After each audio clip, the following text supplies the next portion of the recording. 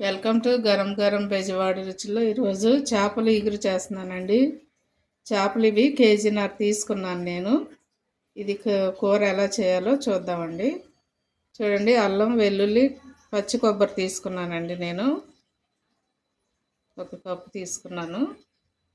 అలాగే ఉల్లిపాయ టమాటా నేను మిక్సీ బట్టి ఇది 1 కప్పు తీసుకున్నాను. చిన్న ఉల్లిపాయ అండి, పీసులుగా కట్ చేసి ఒక ఉల్లిపాయ తీసుకున్నాను. అలాగే 4 పచ్చిమిర్చి తీసుకున్నాను. కొత్తిమీర కరివేపాకు తీసుకున్నానండి. కొంచెం ధనియాల పొడి తీసుకుంటున్నాను. కారం అండి, కారం తగినంత వేసుకోండి.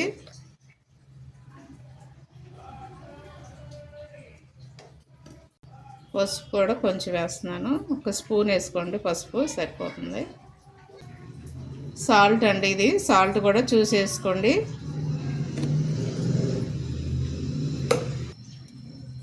ఇప్పుడు ఆయిల్ వేస్తున్నానండి.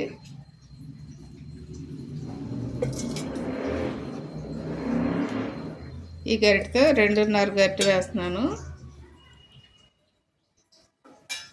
చూడండి, ఇవన్నీ కూడా ముక్కలకు పట్టించేద్దామండి. ఎందుకంటే ఈ కారం ఇవంతా కూడా ఉప్పు మసాలాలన్నీ కూడా బాగా పట్టించండి. చాలా బాగుంటుందండి. ఇలాగ ఒకసారి ట్రై చేయండి తప్పకుండా మీరు.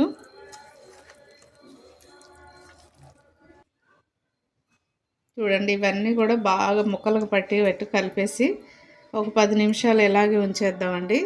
ఆ తర్వాత ఈ కూర ఎలా చేయాలో చూద్దాము.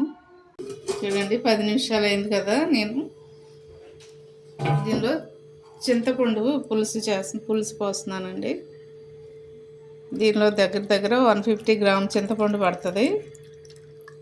పులుపు చూసి వేసుకోండి. కొన్ని చింతపండులో పులుపు ఎక్కువ ఉంటుంది.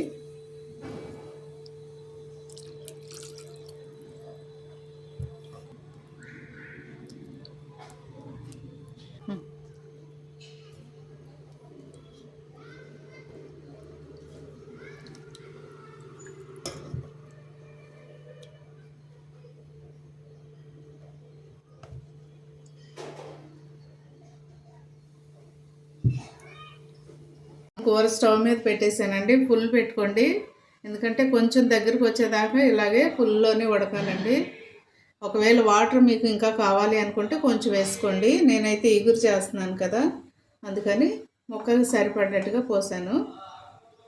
చూడండి, కారం ఇప్పుడే చూసుకోండి. కారం పులుపు ఉప్పు అన్నీ కూడా సరిపోయా లేవని ఒకసారి చూసుకుని ఏవి తక్కువైతే అవి వేసుకోండి.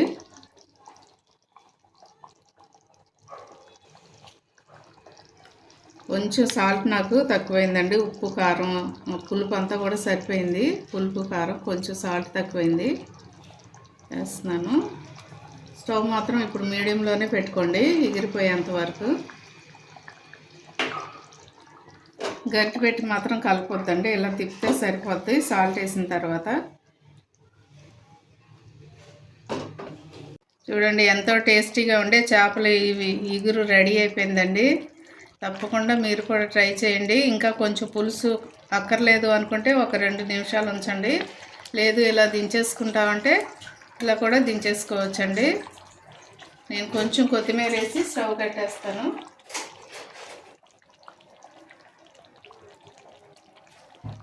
స్టవ్ కట్టేసేస్తున్నానండి నేను. తప్పకుండా మీరు కూడా ట్రై చేయండి, నాకు కామెంట్స్లో పెట్టండి ఎలా ఉందో. అలాగే మా ఛానల్ని మర్చిపోవద్దండి, గరం గరం బెజవాడ రుచులు.